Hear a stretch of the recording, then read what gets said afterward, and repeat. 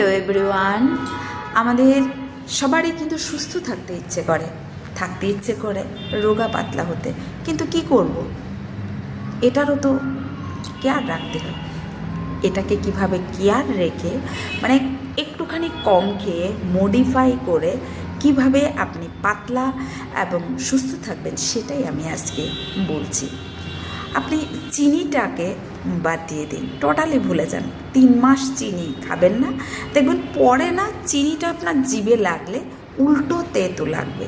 সেই জায়গাতে নারকেল অথবা গুড়, অল্প পরিমাণে গুড় দিয়ে রিপ্লেস করুন। বেশি করে সবুজ শাকসবজি খান, প্রোটিনের মাত্রা একটুখানি বাড়িয়ে দিন।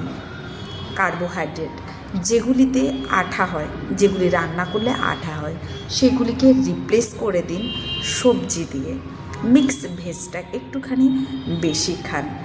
প্রোটিন তো অবশ্যই খাবেন, যেমন ডাল, একটুখানি মাংস, ডিম, এগুলি যার যার ক্যাপাসিটি অনুসারে। সয়াবিন খেতে পারি আমরা। এগুলি যদি আমরা করি না, দেখবেন আমাদের ওয়েটটাও মেনটেন থাকে এবং আমরা ধীরে ধীরে অনেকগুলি অসুখকে কিন্তু দূর করতে পারি। তাছাড়া রয়েছে ঘরোয়া সমস্ত কাজগুলি আমরা নিজেদের হাতে করতে চেষ্টা করব। লিফট বেশি ইউজ করব না, সিঁড়ি ব্যবহার করব।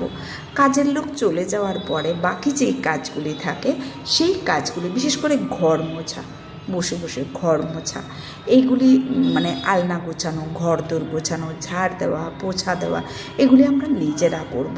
মেনটেন রাখার চেষ্টা করব। রোজ দিন 20 মিনিট অন্তত একটু কায়িক পরিশ্রম, ঘাম আমাদেরকে ঝরাতে হবে।